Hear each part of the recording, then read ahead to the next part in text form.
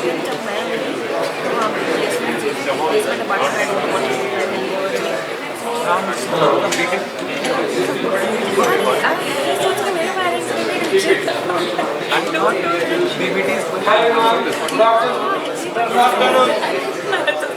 I know, but it's a challenge for me to keep you all alive after nice lunch.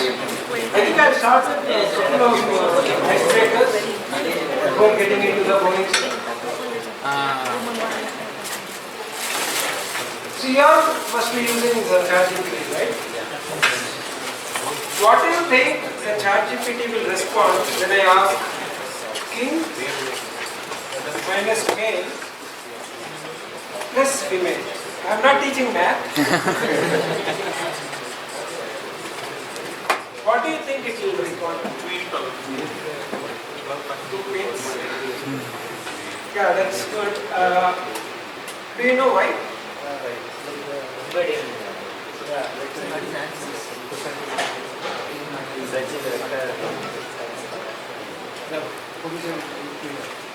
Yeah, vector embedding says a close match. So what happens is these, I'll explain it in terms of embeddings, how the models understand the language. Right? Every word is represented in the vector space using embeddings. Probably you would have heard about two dimensions, let's say experience and salary. And probably something like this. Right? This is two dimensions. You might add one more dimension, let's say is, and the line could be something like this. You could visualize 2 dimensions, 3 dimensions, and a 2D paper. Imagine 4 dimensions. I don't think we can really draw a diagram. These are represented in 1536. The smallest embedding model is 1536 dimensions. So just imagine those many dimensions. Each word is represented in 1000 dimensions. Can't even imagine. So the embedding models are trained in such a way that the similar words are close to each other. So every word has 1500. Let's say we are going with the smallest embedding model, 1500 dimensions. One dimension could be its royalty. I mean, you can't really name every dimension. One dimension could be royalty. One dimension could be the gender. One dimension could be the kingdom. So we are taking out the gender from king, gender dimension or gender attribute or property, whatever we call it. We are taking out the gender and adding another gender. So queen is the closest match. It's not the exact match, it's the closest. Now let me ask you this. Italy minus Rome plus France. What do you think is the response?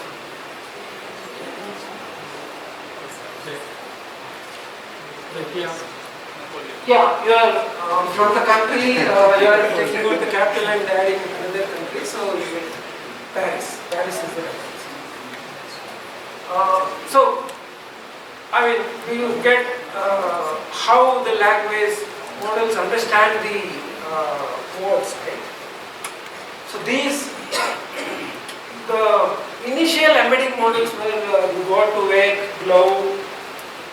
They were trained on the basic techniques. The recent embedding models, they are trained based on transformers. How many of you have heard about attention is all you need paper? There are quite a few. So that has changed the way the neural network models work.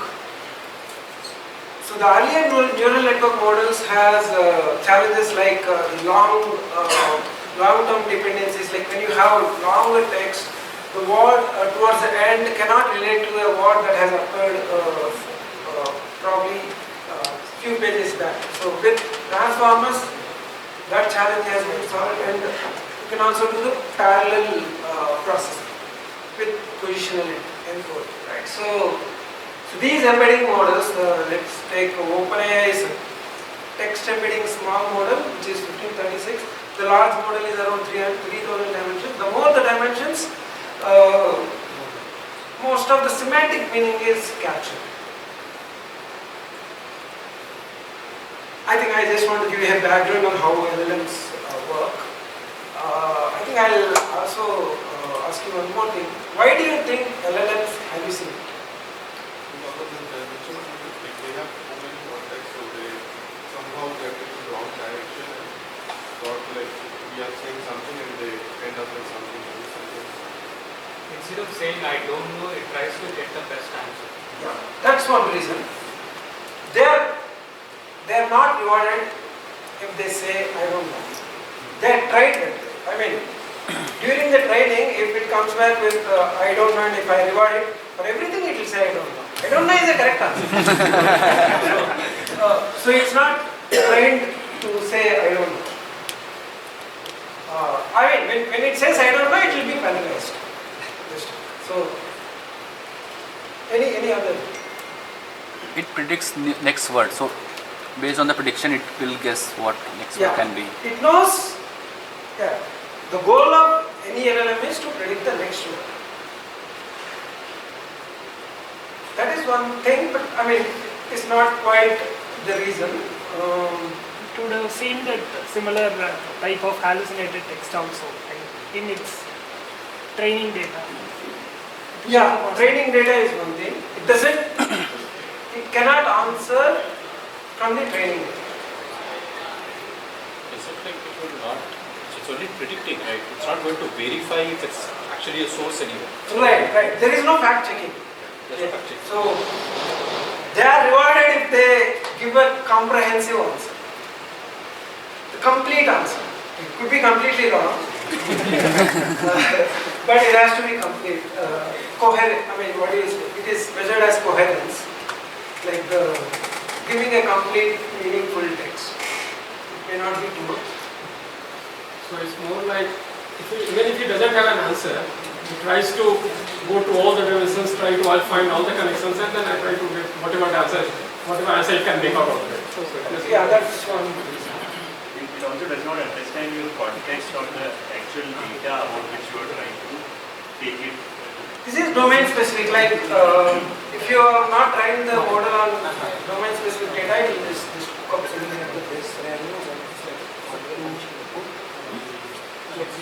Whatever we are talking about here is when you are interacting with the LLM, not an agent. Do you think ChatGPT is an LLM? Yes. It's an agent. Yeah, it's not a, I mean, its backbone is LLM, but it is much more. It is equipped with several tools. Web search, RAG. It can go and search the web page to get the latest information. There are many tools it is equipped with, generating images. So it's not a simple LLM. But when you ask this question to LLM, ChatGPT, it doesn't, it says it is great, but it will also give you a lot of analogy. Whereas if you ask the same question to a pure LLM, it will just say clean. Because it knows, it is all statistics and probability, right? So it will just say clean. But ChatGPT, if you ask this, it will come up with a lot of analogy and why you are asking this. It is easy to interpret LLMs. Yeah, I mean, this has nothing to do with what I am going to present. This is my core actually. I am a GenAI principal architect, but I ended up doing something like this in my previous 1 year, so I thought I would talk about this.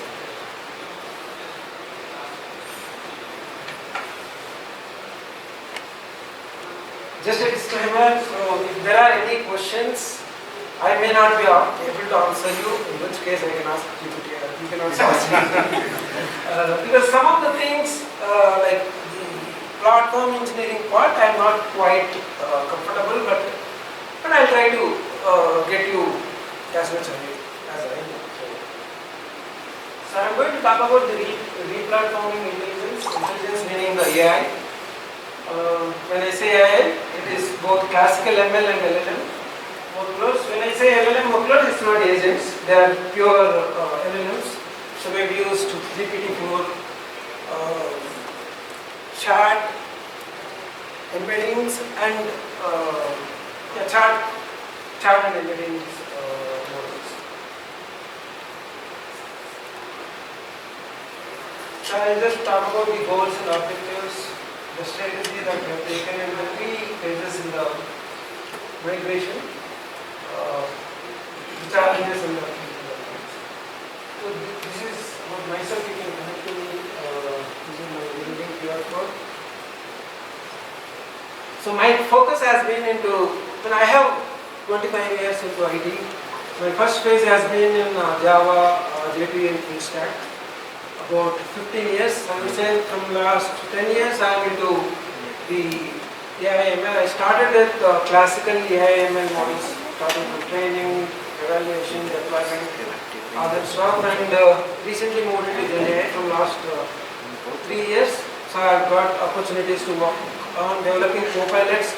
You might have heard about Copilot a lot, right? Copilot is nothing but you can build a Copilot for every application that you want, so that you can address the queries of the end users in natural language. So, I mean, it's all about myself. So coming to the topic of the talk. So we have a client. Actually, I've changed all the names here. The ETAP and UAP, they are all hypothetical names. I've changed it because of the confidentiality. I also not called out my client name. So our client has several AI, ML, LLM workloads across flows on-prem. Like when they start experimenting using POCs, eventually they go to production, right? They start in AWS or Azure, GCP or on-prem. They are everywhere. But there is no unified platform, right, wherein they can run their operations, because it becomes difficult if you have your production systems at different clouds and different on-prem deployments, right? Like, so one of the strategy of our client is to unify all of them into a single platform, and they have chosen Azure. Don't ask me the reason, but one reason I could say is AWS is little expensive compared to Azure. Most of their workloads were running in AWS, but this is just one project wherein we have migrated from AWS to Azure. There are several other projects, several other solutions in ML, LLM, so they are going to follow the same approach to bring them into Azure.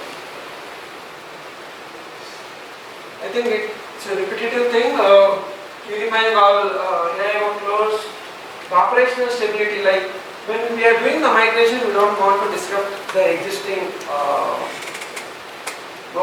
existing day-to-day operations, right? Like we cannot stop them. They are in production and we cannot really stop them. So we have to do it in parallel.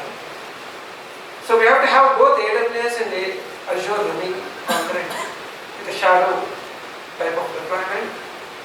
And we switch eventually, like we started with 20/80, 40/60, 60/40, and then finally to Azure, 100%.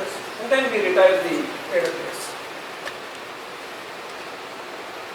Obviously the efficiency, like with a unified platform, the operations become easier. It is centralized.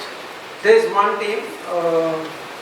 We call them as, we don't call them as DevOps, we are like moving towards platform engineering. Right? So it's a platform engineering team which owns the operations in the production.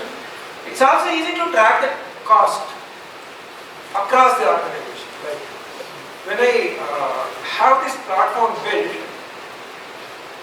and we have a centralized deployments for all LLMs. For example, GPT-4.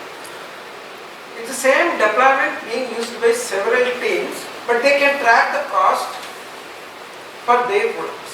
So there is a product key they would use to access the LLMs through API. it's called as API management layer. I'll talk about it. With that, they can track the cost at every product level. So, I mean, to the extent of the number of tokens they are consuming. And the compliance, we have still arrived to the standards of the organization while we are doing this migration. Yeah, the strategy, parallel deployment. So we cannot afford any downtime because these are production workloads. We cannot bring down our AWS and take some time to get them migrated to Azure, right? Like, it's not something that we could do in just hours or days. It takes several sprints to do this migration. And we have taken a shadow deployment strategy. We already talked about operational stability. Yeah, we have to have both AWS and Azure environments running concurrently. It will also make us easy to compare the results because these run every day, twice a day, depending on the model. When we are getting the live data, these models run and we will get insights and we compare on the live data. That way we can see, we want to make sure Azure, the models on Azure are performing at least as good as AWS and slightly better.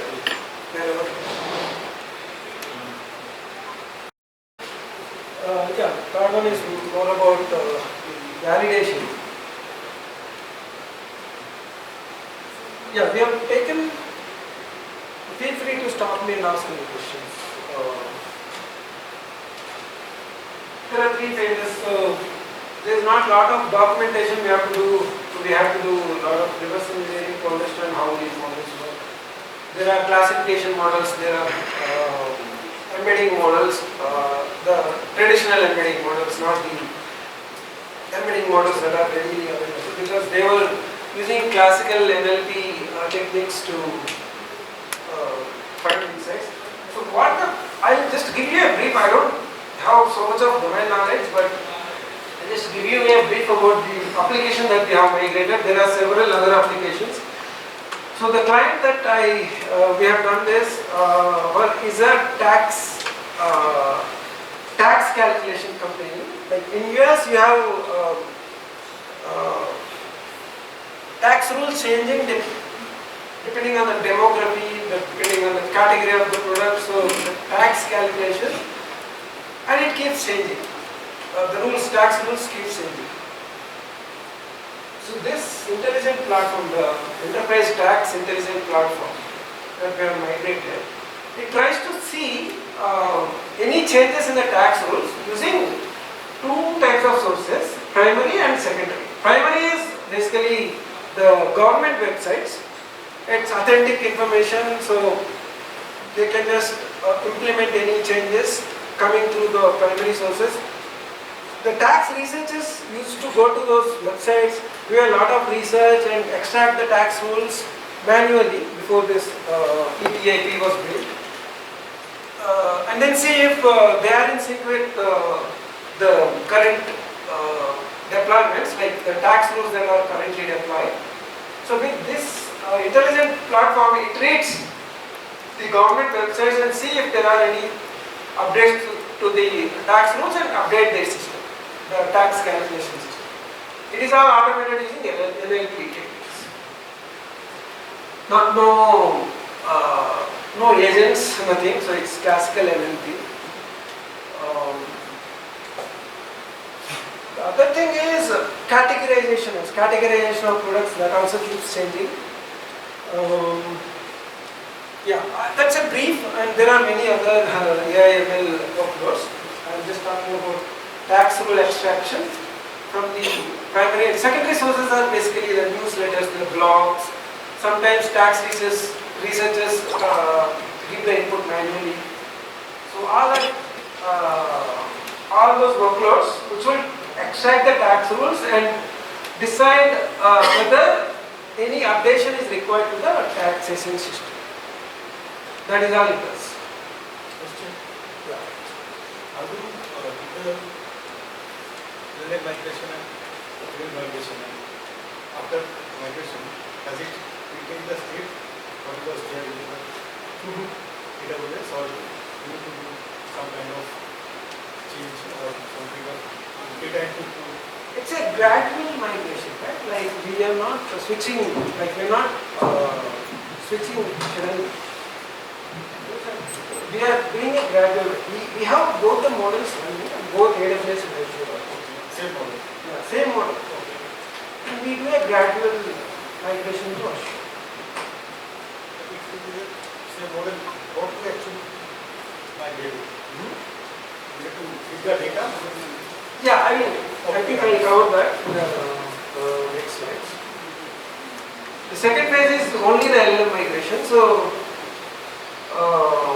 because that was easier for us to do. And the third one is ML migration. So we have taken it in two phases again. The phase 3 contains inference migration and training migration. Those who are familiar with the classical ML, you might know what is inferencing and training. Any text, what is inferencing and training? What is the difference between inferencing and training? Which one comes first actually? Training. The ML lesson. Training. Training comes first. But we did the reverse because the models are already trained in AWS, so we want to see the feasibility first. Because if we do the training migration and we end up not able to do the inference migration, there is no use, right? So if we can inference on Azure, we can surely make use of those models in Azure, and we are sure that we can migrate the training as well. So this is just, I should have had a architectural diagram before this, but I couldn't find it. I lost it somewhere. So AWS, if there are any typos, please excuse me. I'm making updates even today. You might have heard about a lot of these services. So, for example, SageMaker is called as Azure Machine Learning in Azure. So we have registry, we have the inference endpoints. We have like serverless inference endpoints in SageMaker, wherein you don't have to worry about the infrastructure. It will take care of the infra for you. Just have to specify the compute configuration, and it will take care of and it will manage it. Whereas it is called as Azure Managed Environment. Sorry for the smaller text here. If you got it here. There is also feature store in both AWS and Azure. Feature store is used to train the models.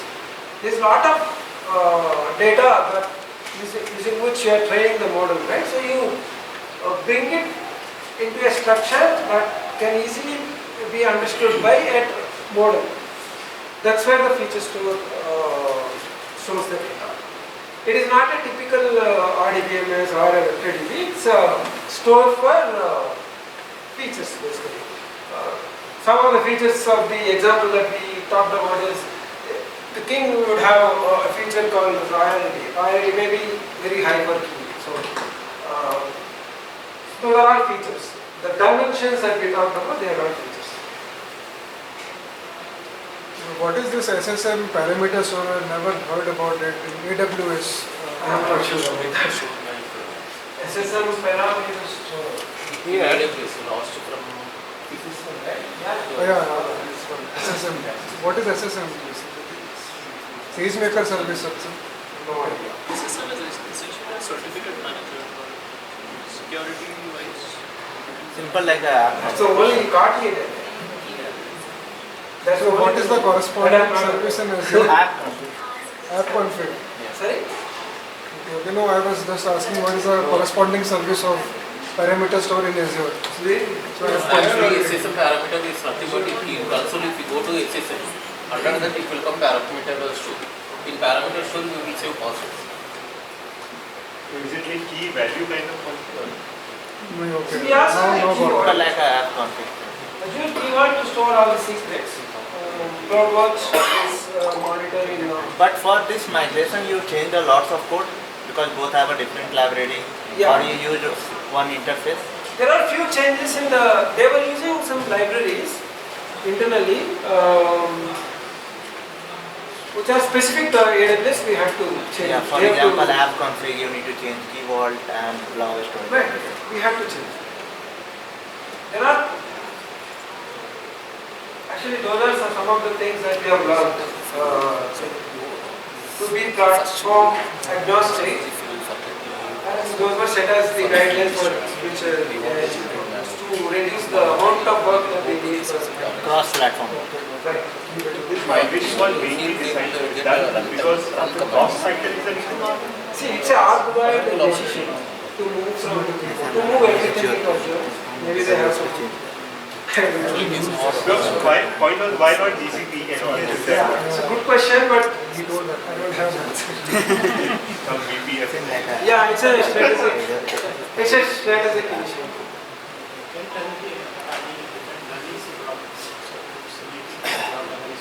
Sorry?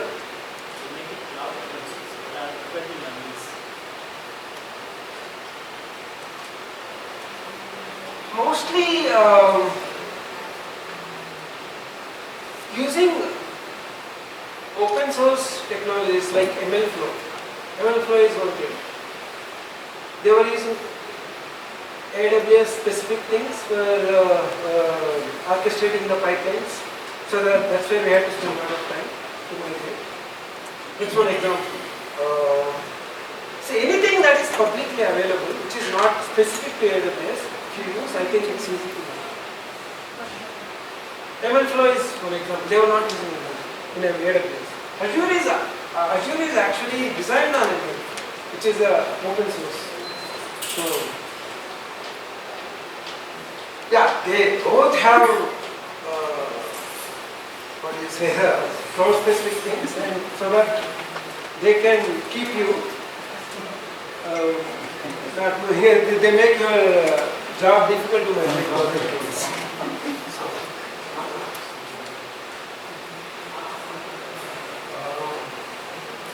The LLM migration, I think this was, actually we thought it would be a challenging thing, and we realized that it is not as challenging as we thought.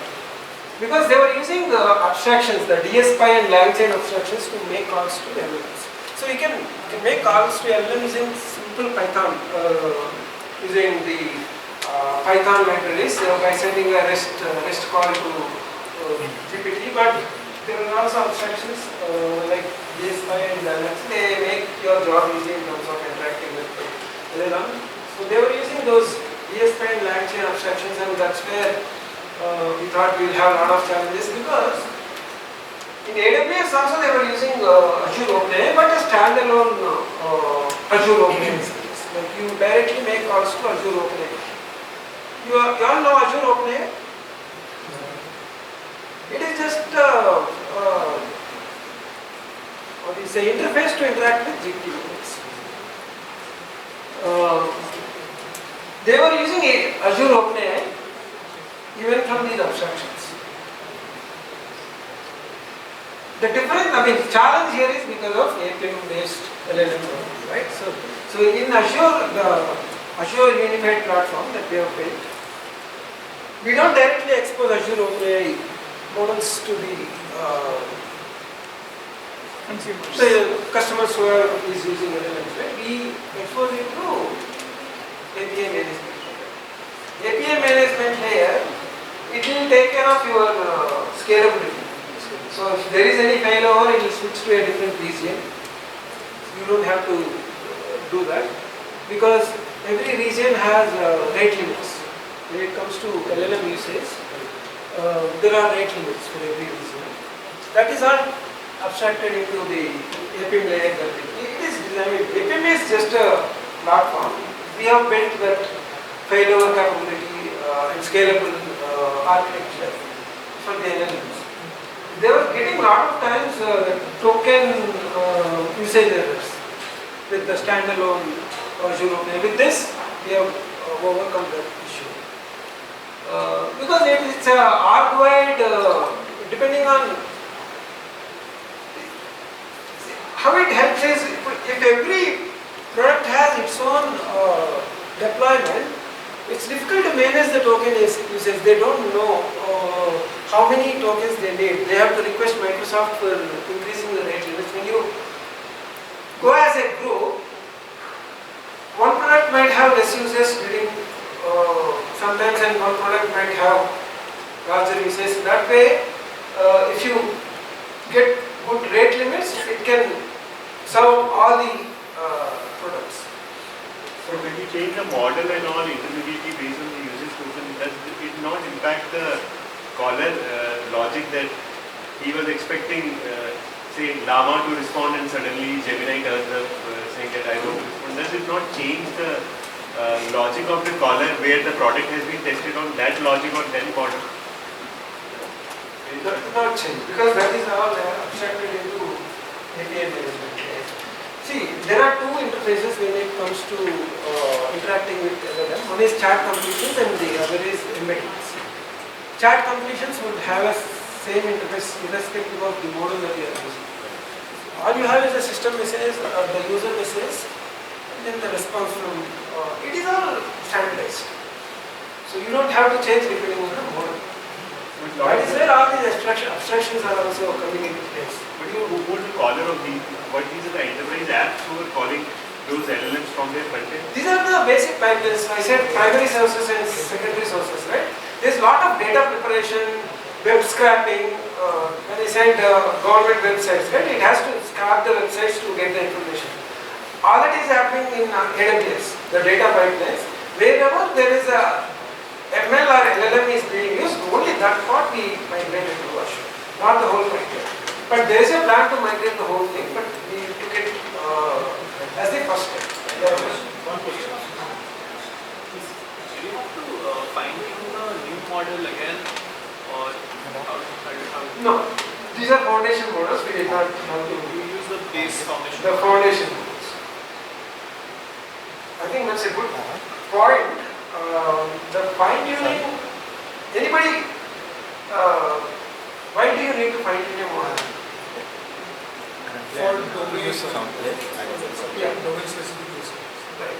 That's one thing, and you can also save cost. Because for every instruction you don't have to instruct the model about the domain specific things. Okay. We have a larger system prompt to. Are we running out of time? One question. Do you find any change or difficulties and security and authentication while shifting from API?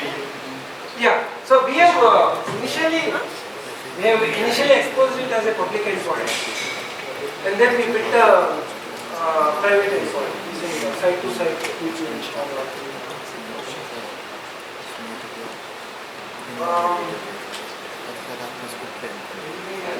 I think we were talking about fine-tuning.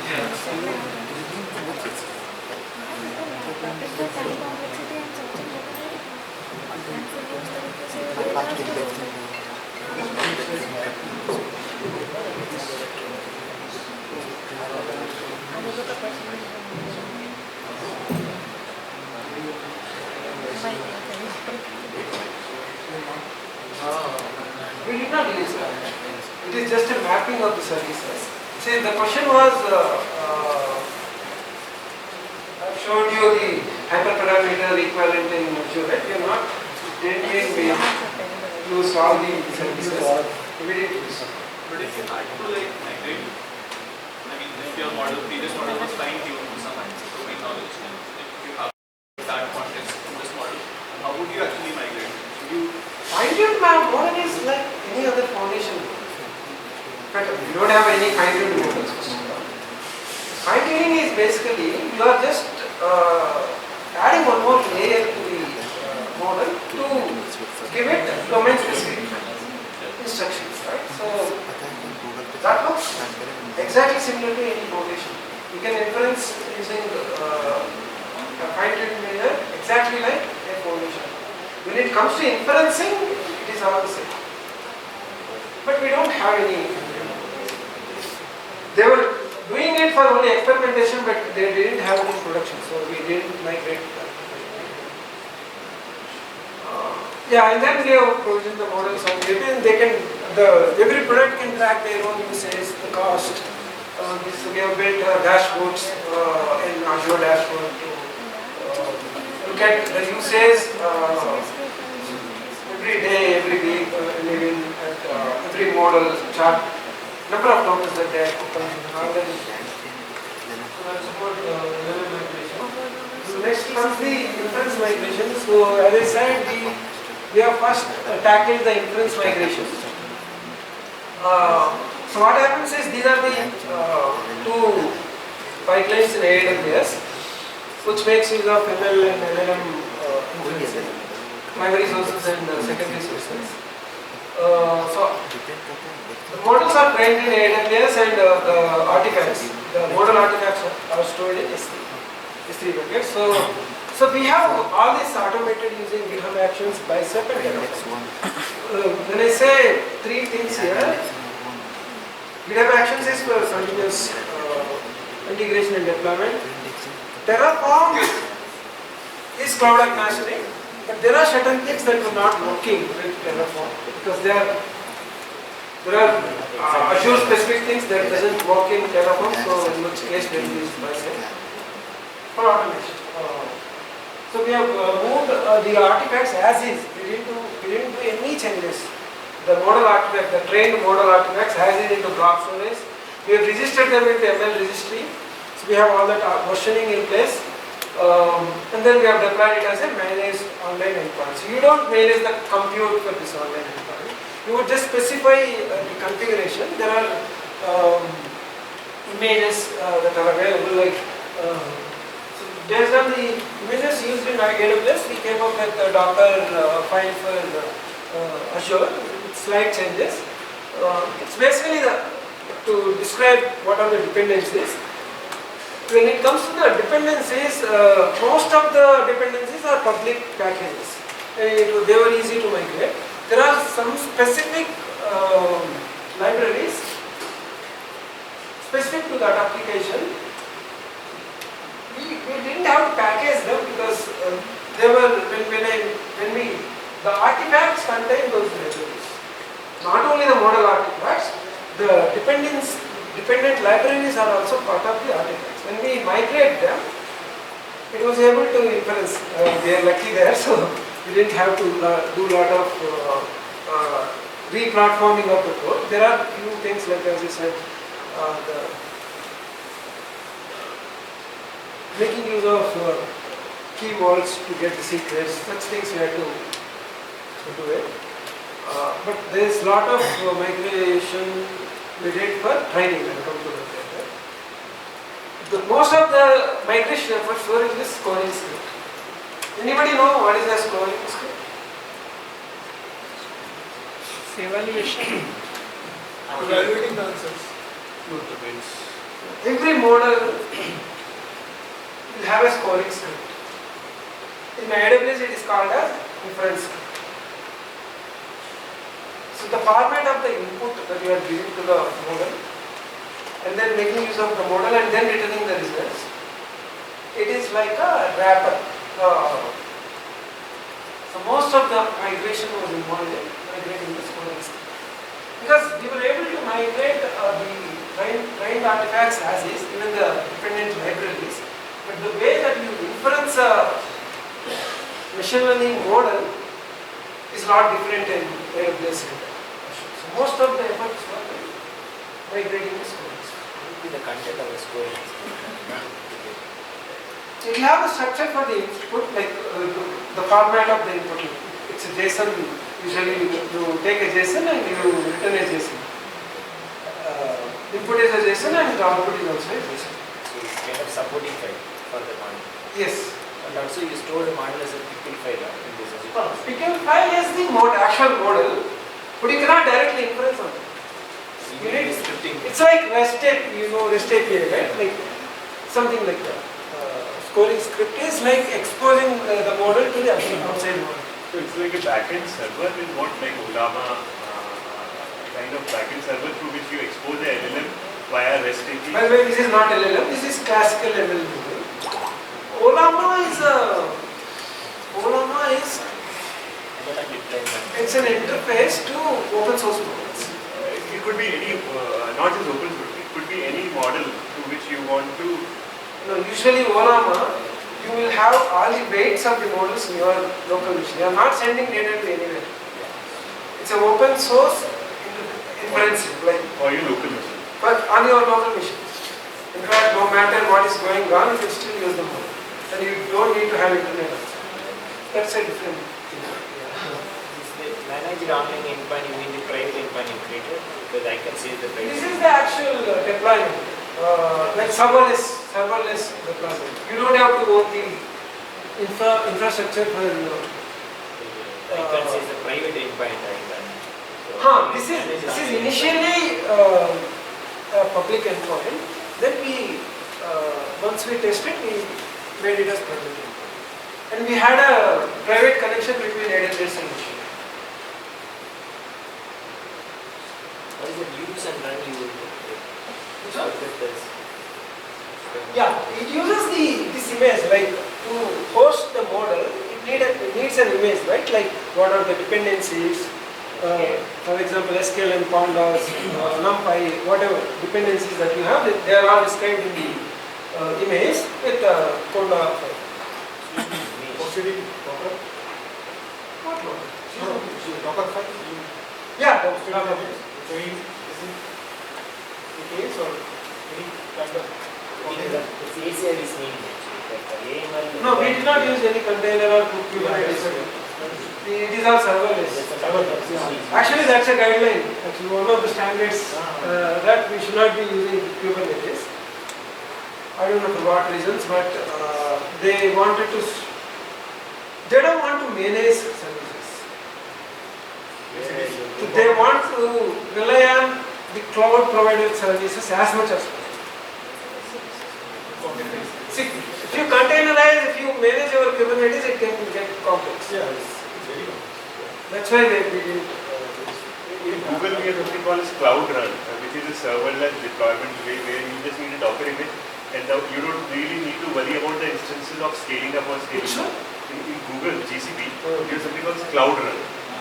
Is this Cloud Run something equivalent here? Is what Might be. I'm not aware of GCP, but in AWS, we have something called as App Runner. Correct, exactly. Yeah, it's, AWS has serverless for ML specifically. You don't have to even create a App Runner service for them.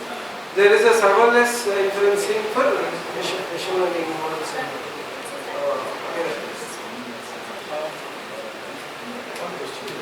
Suppose we have a model with the AWS, fine-tuned, and you put to Azure. So when you put it to Azure, does it maintain the same state, fine-tuned state, or we need to again redo?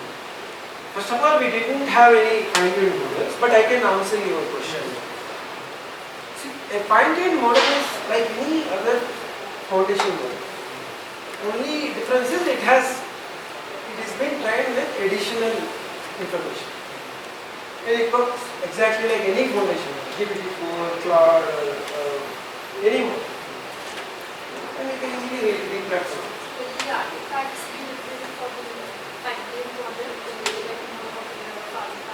Yes, they will be there because you are going to host it. And you are charged for it. So you need to have a deployment. Even for foundation model, you need a deployment. Fine-tuning model also you need a deployment, but you will also pay for the infrastructure to host it. But you might end up consuming less number of tokens when you have a fine-tuned model because it is already having the normal time. LLM is a bank, so. I didn't understand what this coding input look like. You said you have like inputs and outputs, but apart from that, I think I don't know how to Okay, so if you have, get into detail, you have three functions. Init. Init is basically to load the model into memory, the SQL file or embedding files or whatever. Init and then run. Run the model using the input that is given. And then output. Output maybe to transform the output coming from the model into the format that is expected by you. It's like a API front end, right? It's like, yeah, it's like fast API. REST API. Basically, it has contract. Correct. Exact.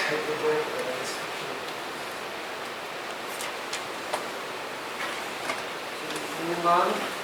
I think we talked about all of this. This is used for classical ML models, model artifacts, moving from AWS to Azure, registering in registry, host on managed online endpoints, and validate. So we have QA to validate the. Go to the previous slide, you can see how do we manage scanner deployment. Because scanner deployment means 80% here, 20% there, and then 60. Every endpoint, Okay. every endpoint in Azure has several deployments. Every deployment, So you have to take rules in the endpoint. Say you that can directly set the load like 20, 80. So it will automatically divert the traffic to each deployment based on the percentage that is. We have similar thing in AWS serverless app.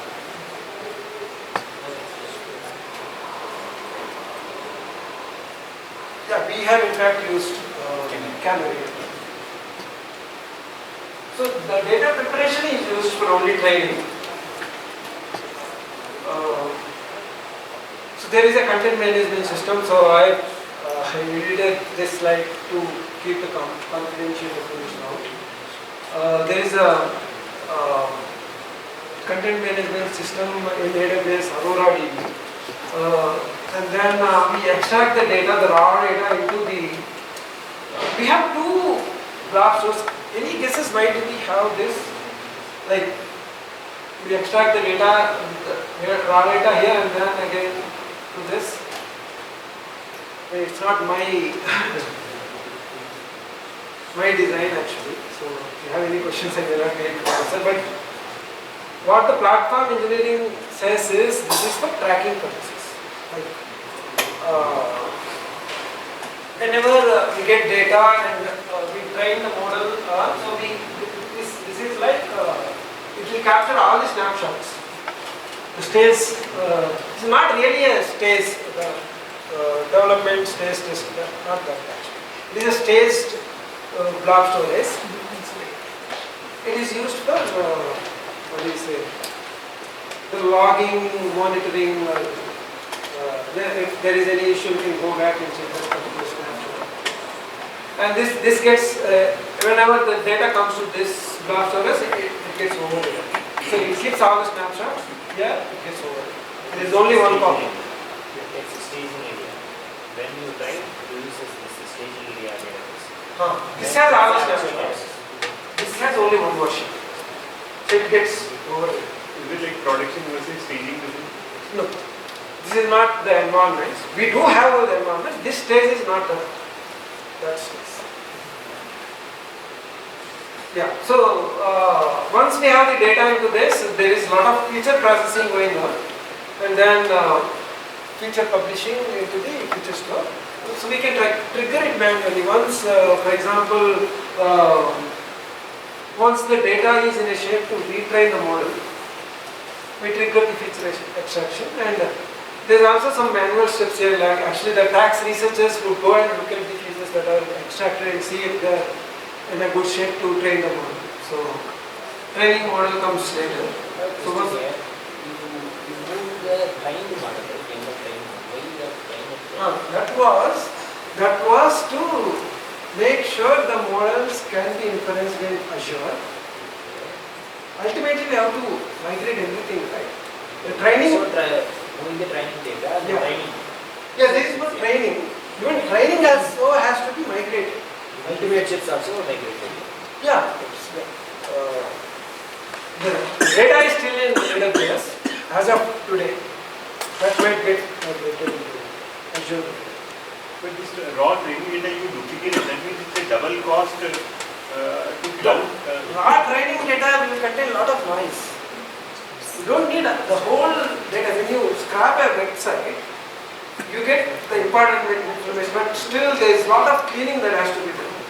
What is the typical size in your actual staging environment where you duplicate raw training data? It's several snapshots, right?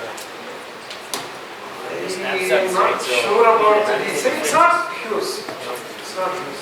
if they having only the differences, so it will be less and then the storage is cheaper. Why are we processing the features again? Why don't we just get the features and come out with the Yeah, it's a good point. Actually, we started with that. We directly migrated the feature store from AWS to Azure. Yeah.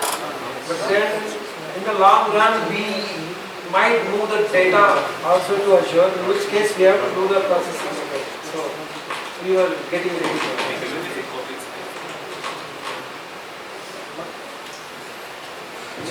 We are not copying the actual. The first block entity is like block entity. And the second block entity is the clean data. See, there is a lot of data preparation happening even before getting the data into CMS. The web scraping, cleaning, there are several levels of cleaning. Textual data has a lot of noise. So we have to do iteratively, right? Like first level of cleaning, second level of cleaning.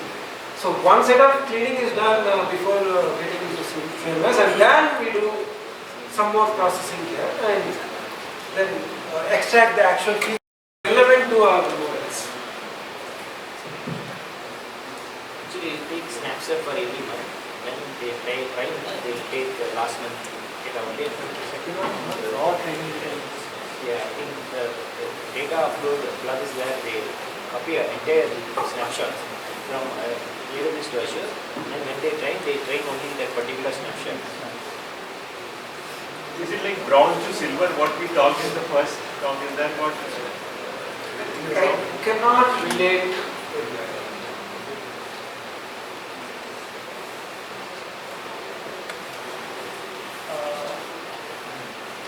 Feature query, processing, training, registration and migration. So this is all automated using GitHub Actions, Terraform and like once the data is ready to be trained, just trigger and then all through GitHub Actions from GitHub. So a lot of ML ops we are doing, DevOps and MLOps. Yeah, we've used Azure ML for all the orchestrations and the pipeline flow. There was a lot of migration required because they were using AWS native way of preparing for training, then actual training, then doing some evaluation of the trained models. Several iterations, right? Like every model training involves several epochs, and then come up with the optimal hyperparameters, right? Like you know what are hyperparameters? Anybody? So hyperparameters are basically to tune a model. There is something called as overfitting in ML. Suppose you train the data and you train on all the data, and you are giving one input, and is taking a lot of things and is giving a lot of.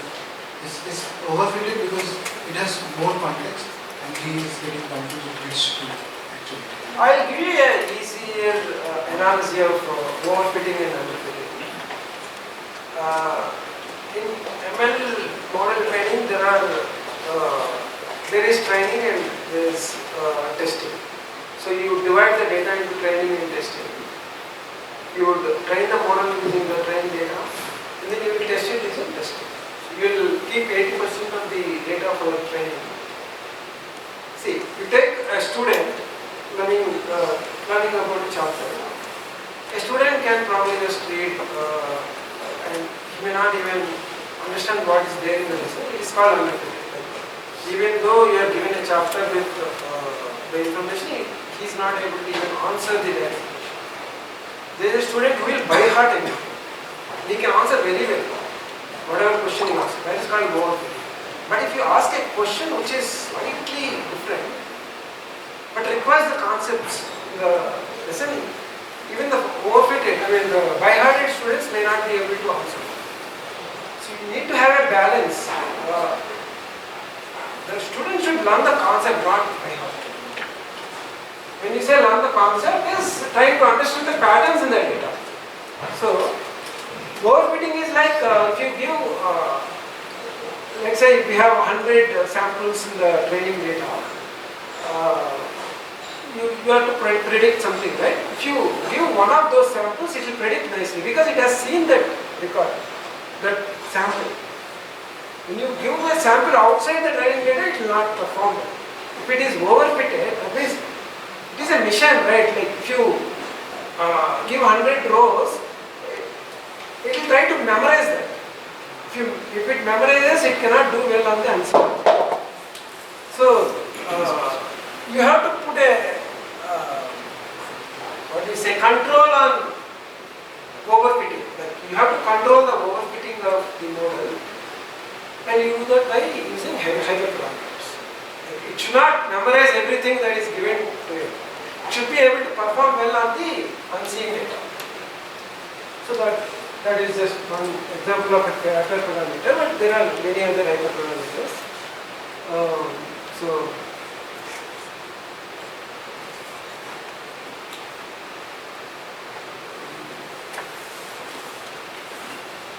Yeah, I think that's about training migration. We have to spend a lot of time for training migration compared to inference migration because of the native libraries as in AWS. This sounds more like a Snowflake platform problem where Snowflake says that we are vendor agnostic, right? So we really do not know about your data layer or CPU. We are natively built and then you put us in any of the platforms. Is this because we are typically migrating data, right? So that's the reason if you see Iceberg and all, innovation turned up saying that we are vendor agnostic, right? So is this in your discussion, is that somehow Snowflake also turned up? No. So this is not a data warehouse or data lake problem? No. See, that all still exists in AWS. The main pipeline is still only the ML and LLM inferencing is known to. Yeah, the branching strategy was another challenge because the enterprise tax intelligence platform has their own roadmap to enhance their system, and we are migrating. So we are working in parallel on the same branch. So that's the biggest challenge for us to. And the approach that we have taken is we have forked every machine learning, every model they have a repository. We have forked a branch called, I changed the names again here. UAP main. The main branch is owned by the application team, the enterprise tax intelligence platform, and this is owned by us. And we have feature branches, and we merge back to UAP main. And after every key milestone, we used to merge it back to the main. It's a one-time challenge, but still a challenge because there were a lot of conflicts that we had to manage. But we coordinated well with the integrated team. Somehow, sometimes it is easier because if they are not working actively on some models, it was easy for us because there were not many conflicts. But the active models in which they were also working on, we had a lot of conflicts.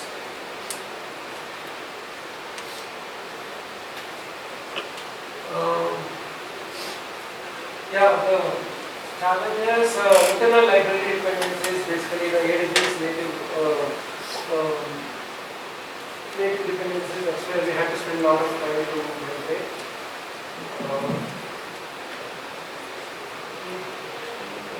Continuous progress, so they are also enhancing their systems, and we had to do the migration parallelly, so the branching. Second one is more about branching challenges. API loading behavior with DSPy and line chain abstractions. So this was also one challenge because we had to do, I've already talked about it, we had to slightly modify our calls to LLMs. And the training migration. Again, training also we have to spend. API and routine means built Azure. Yes, API is Azure service. API management. API management. That will abstract all your failover, scalability. Because we have LLMs deployed in different regions. Every region has a quota in terms of tokens. So, if one region is having heavy load due to whatever reasons, you can switch to another region. We use API, but we use our random API services, but use for Yeah. I think they have some kind of logic based some groups have that.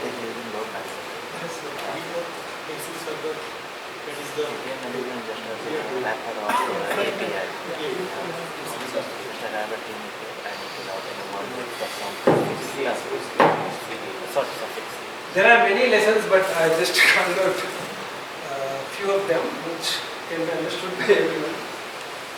So unified configuration. We should think about this early in the game than having all the production nodes running. We can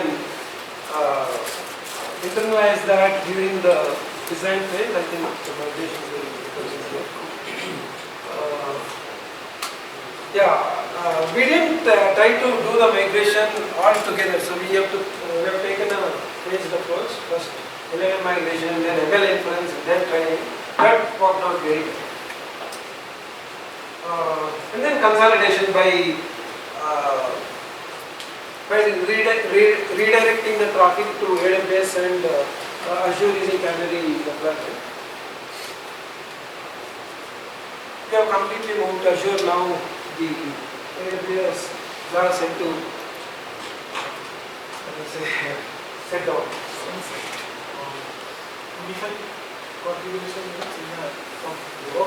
Unified configuration in the sense, think about the